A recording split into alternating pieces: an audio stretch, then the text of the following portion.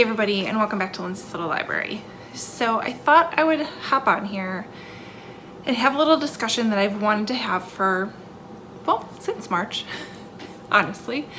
And in light of this wonderful pandemic that we are all experiencing together, and realizing with a couple of my book clubs that we are going to be meeting virtually for the foreseeable future, I thought I would come on and kind of talk to the rest of you guys and share some of the, I guess, tips and tricks and ways that we've been able to convert our traditionally meet in-person book clubs to a virtual book club. So I have 10 little tips and tricks. Some of them I'm doing currently, some I'm gonna start implementing and see how it goes. If you don't know already, I participate in 3 different book clubs in a variety of different ways. I have a local book club that I run, and we typically meet in person, and we typically go out to a restaurant and enjoy just a night out with some good food and some good drinks, and we talk about books. Now, over the summer, we have been, the last 2 meetings we've been able to meet in person again. We find something outdoor, an outdoor patio to go meet at. That way, but knowing we live in Wisconsin, that's not gonna last forever. So we're gonna eventually have to go back to virtual. I have a book club that I do through my work, and currently at my job, we're not even starting to go back to the office until January 11th. So we're gonna be doing that virtually for quite a while. And then I have another book club that I'm part of. I don't run it myself, but again, we used to meet at Barnes & Noble, but we obviously don't do that anymore. That one's been virtual. I think last month we met at a park, but I had to miss that one, unfortunately. So, and then you have, of course, the Barnes & Noble Nationwide Book Club, which has been meeting virtually again since March. So here are my best tips and tricks for if you're either gonna move a book club to a virtual space. Maybe you already meet virtually and you want to continue to do that, and maybe make it as best as you can. Or I mean, now might be a really great time to start a book club, especially with how many people are starting to pick up more books just because there's a little bit more time. People are home a little bit more. I wouldn't be surprised if you could find some people around your area that will meet virtually, or it doesn't even have to be around your area, just some people in your circle that might want to meet virtually and just chat about books. So before we get into that, let's talk about him. Last time it was Snickers, now it's him. I don't even know what he's playing with on the floor, but oh, it's a Lego. It's a Lego, but he really wants it. So if you hear something in the background, it's just him. Right, Storms? Yeah. All right, so let's get into the tips and tricks that I have for you. Tip number 1, and probably the most important one I have for you, is video is the best. There's a lot of different options out there. There's a lot of free options out there. There's a lot of very low cost options out there. If you're looking to go that route, it's up to you. We personally use Zoom for the book clubs that I'm in. My work one, we use Microsoft Teams. I really am impressed with Zoom. They do have, they offer a free service that you can sign up for. It's just a basic service, but you are limited to 40 minutes, which is just about the right amount of time for a book club.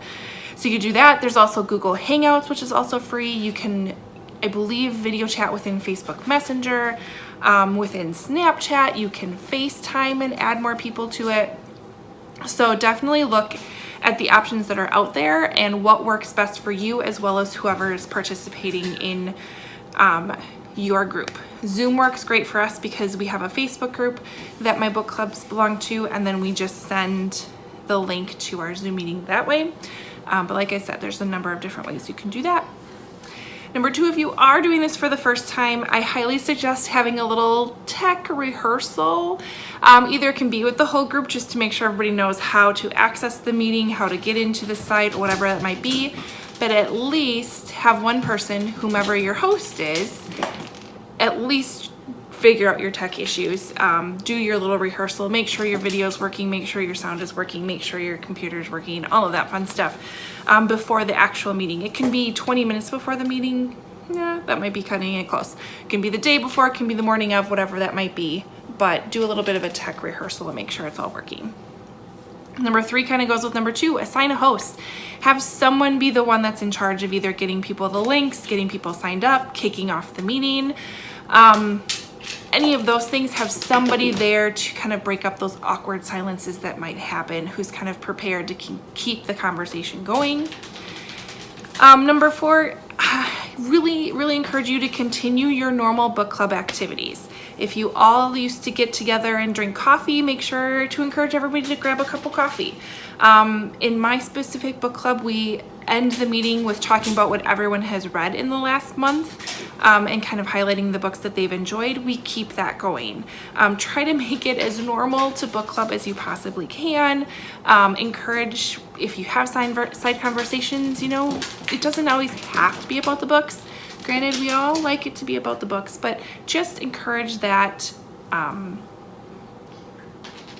kinship, that what's the word I'm looking for? I don't even know. Just continue to encourage that conversation and those connections with each other. Number 5, be aware of the background noises that you may have and use your mute button. Yeah, use your mute button. We all have background noises going on. Sometimes it's cats playing around, sometimes it's kids running through. Don't be afraid of using that mute button, just to respect everyone else. It's super easy to click mute, click unmute to start talking and join in with conversation again. I don't know about you, but there's been plenty of times I've been into virtual meetings where you just hear something happening in the background. On top of that, you're using technology, so take advantage of it. There's raise your hand functions in some of these different video system. I know Zoom, you can raise your hand, you can chat if maybe you don't feel comfortable speaking up or you want to interrupt somebody. You can do quizzes, you can take polls. There's a whole slew of things that you can do since you are virtually that you want to take advantage of if it warrants within your book club. Number 6, be okay with awkward silence.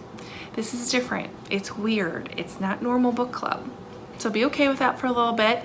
Let people pause if they need to. But again, as a host, maybe have a number of questions ready to go. Have some way to kick off the next piece of the conversation after that. Tip number 7 I have for you is to have fun with this. You can have some sort of theme, encourage people to bring some sort of themed cocktail or make up a special cocktail, or just bring a cocktail. We all have cocktails when we meet for book club. If you're having some sort of themed book, maybe you all order some sort of themed takeout. Like if we were all reading Mexican Gothic, I might be like, hey, let's order some Mexican food to be delivered, and we can all enjoy that virtually together. Number 8, this is something that we did. Adjust how often you meet depending upon the needs of your book club. When this pandemic started, our book club started meeting every other week. So once a month we would talk about the book we read, and then the opposite meeting we would just get together and chat, see how people were doing, just have a drink and talk books. That I think lasted until about May, and then of course the summer kicked in, and summers in Wisconsin are just busy for everybody, pandemic or no pandemic, because we all just like to be outside. So I may bring that back coming this winter. Just again, another place to connect with other people outside of the ones that live in your house. You may find the opposite problem. You may find that you want to connect only every other month instead of every single month. So see how your book club is doing, check in and kind of determine where you want to go with there, but don't be afraid to adjust how often you meet during this time. The other thing I want to add is to continue to encourage people to join your book club. This might be a really great time to extend the invitation to people that normally couldn't make your traditional book club meetings in the past. Maybe a sister-in-law, a cousin, somebody that doesn't necessarily live in the same town, or just had trouble coming to your in-person book clubs. Invite them. I mean, what a perfect situation to have people join in. Again, a lot of people are reading right now, so you may get some new members that you maybe wouldn't have gotten under normal circumstances. Another cool thing you could do that I might implement in mine is to hold some remote reading sessions. Maybe designate, all right, this Sunday is a rainy Sunday. This afternoon, we're gonna do a bit of a reading challenge between 2 and 4, see how many pages you can get read. Just to, again, create some unity, to have some fun with some books. Maybe there's other challenges you wanna do. There's a lot of bingo boards out there you could do as a group. Any of that stuff. Make it fun, make people feel a part of the group as much as they can, even though they're not meeting people in person. Another benefit to having virtual book club meetings, it's a lot easier for your author to join you. I think you'd be surprised at how many authors out there are willing to pop into a Zoom meeting on a random Thursday night because 12 women just read their book and they loved it, and they'll answer some questions and share into the dialogue.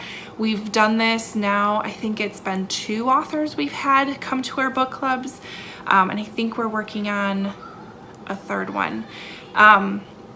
So that's really, really unique, and again, very easy for them.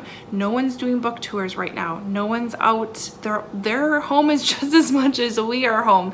So any chance they have to promote what they're reading, especially if it's a book that's maybe a little more of an unknown author or a brand new author that you know, you're reading their debut book, they may be more available in order to pop in and be part of that Zoom session. I think that would be really cool. We've had it done before and it's awesome. So don't be afraid to reach out and invite those authors. What's the worst that can happen? They say no. Big deal, right? So those are my 10 tips for hosting a virtual book club. I highly, highly encourage you guys to continue with your book clubs, continue getting together with your friends to talk about books. We all need a little piece of normalcy. We all need a little piece of, I guess, doing what we truly love. So I highly suggest you keep doing that. If you don't belong to a book club, I highly suggest you start one. And if you want more help or if you have more questions, feel free to reach out to me. My email's below. You can definitely chat about book clubs. I can do my best to help you kind of get the ball going. But if you have any tips that I have not covered in this, leave those below as well. I'd love to see if I missed anything because I'm always looking for ways to make our book clubs better. Otherwise, like, comment, subscribe, and I will see you next time. Bye.